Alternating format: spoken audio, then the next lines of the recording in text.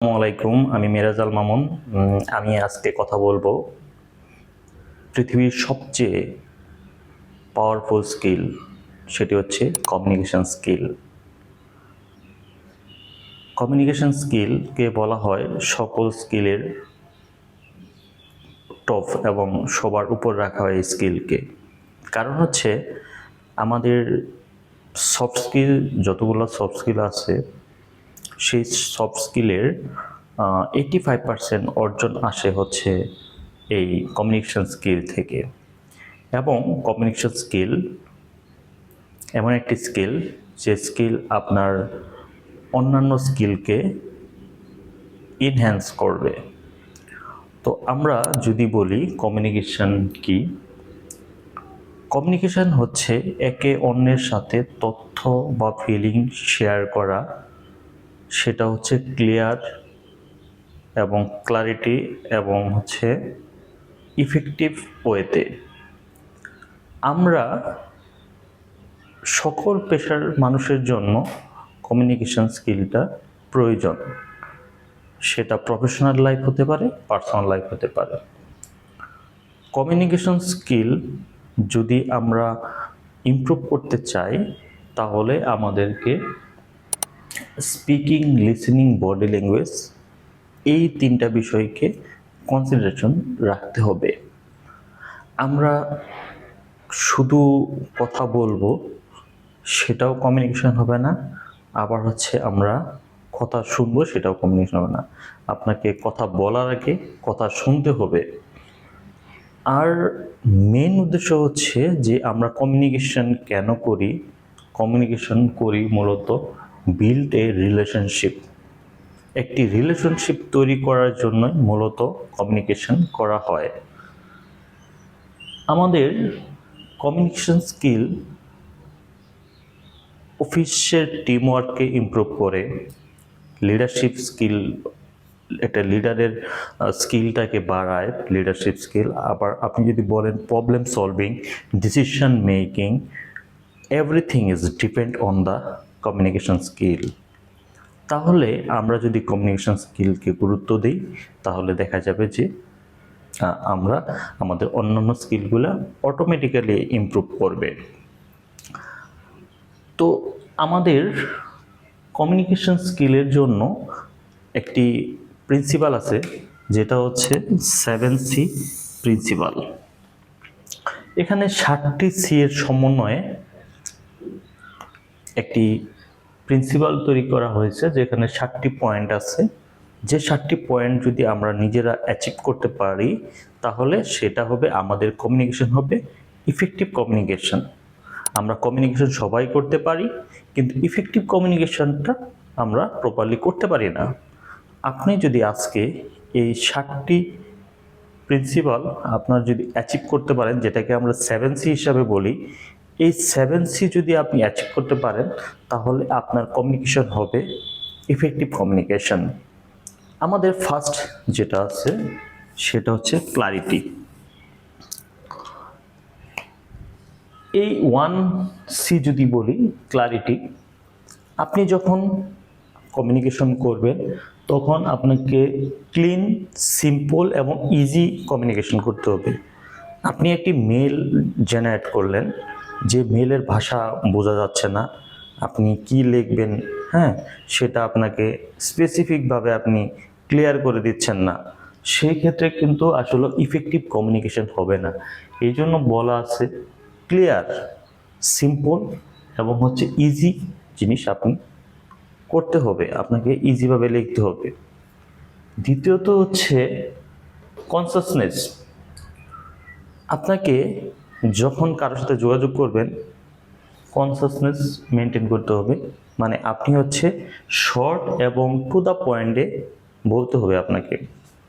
যেমন আপনি লিখলেন, আমরা নর্মালি কি করি আমাদের ফর্মাল মেলে, I inform to that tomorrow meeting will be held at morning, but in this time we not mention that morning when meeting will be held. So that times you need to the specify, and specify point is meeting will be 10 AM। So আমি যখন meeting শুরু হবে সে টাইমটা আমাকে উল্লেখ করতে হবে।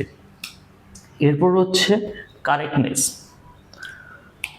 আপনি একটি মেল বা একজনের সাথে যোগাযোগ করলেন, সেখানে আমরা জানি যে গ্রামার এবং অ্যাকুরেট হতে হবে। আপনি যদি বলেন যে আমি একটা ল্যাঙ্গুয়েজ লিখলেন, সেখানে যদি কারেক্টনেস না থাকে, আপনি লিখলেন যে আই ওয়াজ ইন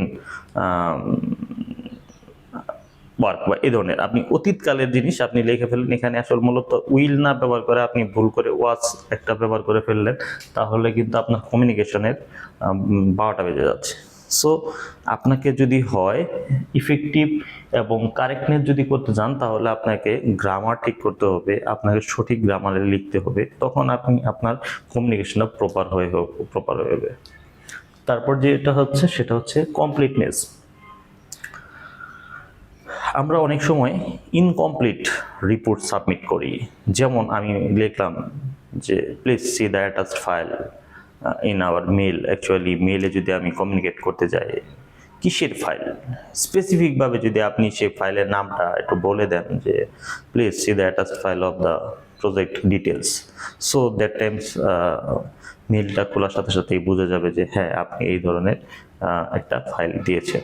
তো এই ব্যাপারগুলোতে আপনারা একটু অ্যাওয়ার্ড থাকতে হবে আর কি। তারপরটা হচ্ছে কনক্রিট।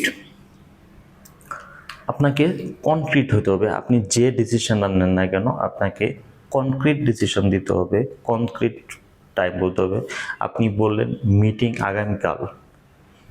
আগামীকাল কয়টায়, সেটা লেখার নেই, তো তাহলে সেটা তো কখনোই কনক্রিট হলো না। আপনাকে স্পেসিফিকেট করে দিতে হবে যে দিস ইজ দ্য স্পেসিফাই, এই টাইমে হবে, তাহলে আপনি বুঝতে পারবেন। তারপর হচ্ছে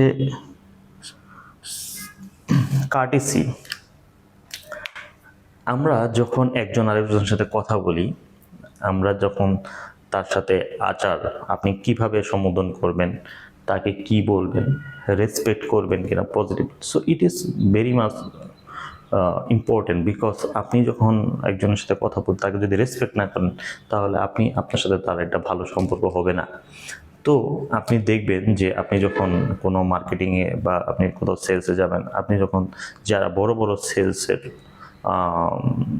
ডিরেক্টর আছে বা জিএম লেভেলে আছে, তারা দেখবেন অনেক সময় ফিল্ডের একদম একটা দোকানের সাথেও সে কথা বলে, অর্থাৎ একদম বটম লেভেলের যে কাস্টমার থাকে তার সাথেও সে কথা বলে।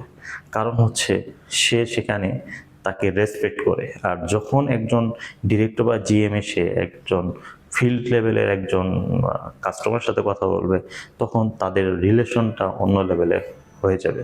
তো এই জন্য আসলে আপনার তাকে রেসপেক্ট করতে হবে। তো এটা একটা ইম্পর্টেন্ট একটা জিনিস।